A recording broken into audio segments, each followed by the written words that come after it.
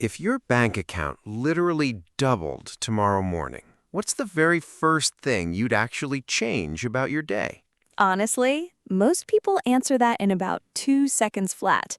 Nicer car, nicer dinners out, upgrade, well, pretty much everything. Right. And honestly, I used to think the exact same way, right up until our income actually started climbing, and I realized, wait, no, let me rephrase that. The upgrades I was itching to make were the exact ones engineered to quietly take every single penny back. Because the moment you feel like you've finally arrived, the spending just silently expands to swallow it whole. Exactly. The habits that get you to financial freedom and the habits that keep you there, they're almost identical. The day your income jumps is honestly the single most dangerous day for your wallet because that's when those little luxuries start whispering that you've earned them. So today on Talk and Wonder, I'm Frank, this is Lynn. We're breaking down the 12 frugal habits that stayed and the raw math behind why we never let them go. And number one is something you've basically automated into our entire life. Yeah, habit number one, pay yourself first and put the entire thing on autopilot so you never even have to feel it. See, the usual approach is to save whatever's left over at the end of the month. But the thing is, by the end of the month, there's never anything left because spending simply expands to fill whatever sits in your checking account. So we flip the script. The second money hits the account, a fixed chunk moves straight into investments before we can touch it. If you don't see it, you don't miss it. If you automate just $500 a month into a standard index fund, earning around 7%, in 30 years, that compounds into just over $600,000, most of that being pure compound growth. And in tax-sheltered accounts like a 401k, where you can put up to $24,500 this year, it slashes your tax bill today while compounding for decades. That's over $500,000 built purely on out of sight, out of mind. But what about the cash you don't invest? That brings us right to habit number two. Keep a solid cash fortress in a high-yield savings account and actually check the rate. People call cash sitting around lazy money, but that cash buys sleep insurance. And here's the kicker. The big traditional banks are paying loyal customers something like 1/100th of 1%. If you leave $25,000 in an emergency fund with them, they hand you back, wait for it, around $2.50 a year. $2.50 on 25 grand? 250.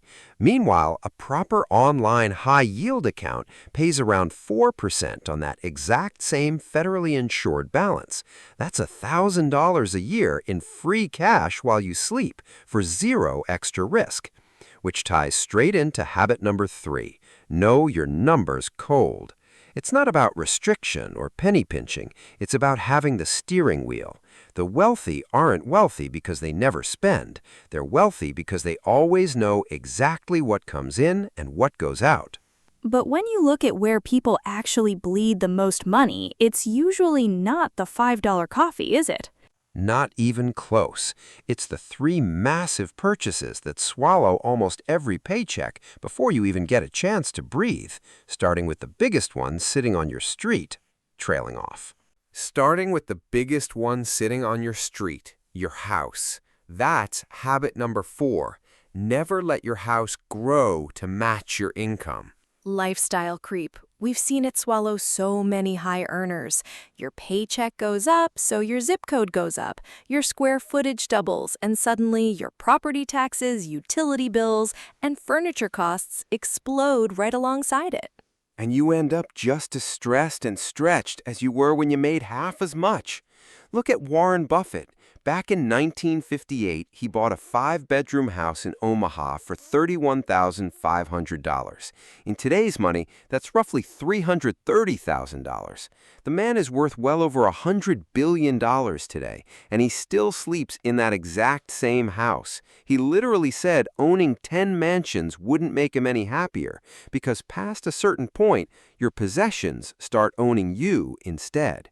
The house you can comfortably afford and the house a bank will technically qualify you for are two completely different universes. The space between them is where quiet wealth actually compounds. And parked right outside that expensive house is usually the second massive leak. Oh, the driveway trap. Habit number 5, keep driving your paid-off car. When money comes in, upgrading your vehicle is the easiest status symbol to buy. But the average new car payment in this country right now is close to $750 a month. Our friend Sarah traded up the second her promotion hit. She felt amazing for about 4 weeks, and then reality set in. She was handing over roughly $9,000 a year just to sit in the exact same rush hour in something slightly shinier. $9,000 a year just for heated seats and a monthly payment anxiety? Exactly. If Sarah took that $750 payment and simply invested it month after month at, say, 7%, in 20 years, that compounds to nearly $300,000. That's a single habit, and it's only lunch. When you see the raw math, it's genuinely impossible to unsee.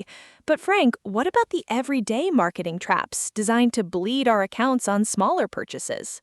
Ah, that's where companies get really vicious because those traps are engineered to bypass your logic and hit your impulses directly. And that impulse wall is habit number 7. Enforce a strict 30-day cooling-off rule on big purchases and audit your subscriptions without mercy. The 30-day rule. The sheer number of late-night online shopping carts this has saved us from is, well, borderline embarrassing. It works because modern marketing is engineered to manufacture artificial urgency. When you see something you're convinced you need, don't buy it that day. Write it down, put a date 30 days out on the calendar, and let the dopamine settle. 9 times out of 10, by week 3, that burning desire has completely evaporated. If waiting simply cools off $200 a month of impulse purchases and you invest that cash instead at 7%, in 25 years, you're looking at more than $160,000. That is real wealth built entirely out of stuff you were later relieved you never bought.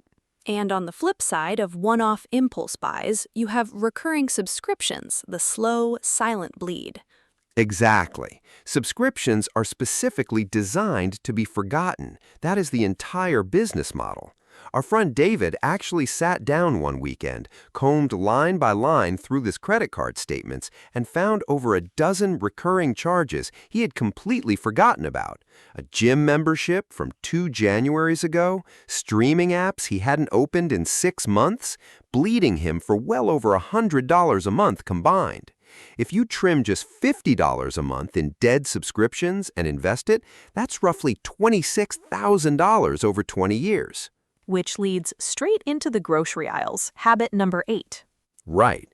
Habit number 8, reach for the store brand. Somewhere along the line, we all got brainwashed into thinking the name on the box equals quality.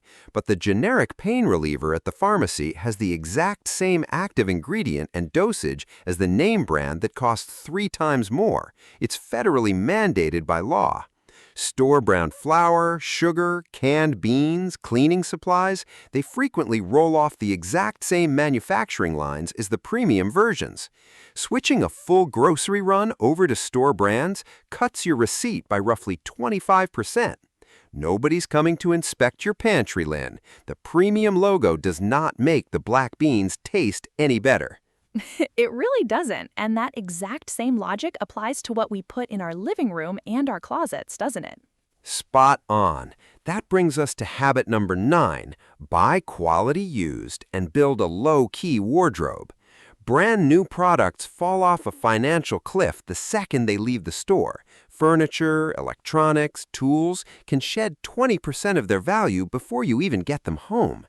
Sarah furnished her entire house with barely used, solid wood furniture for a fraction of retail.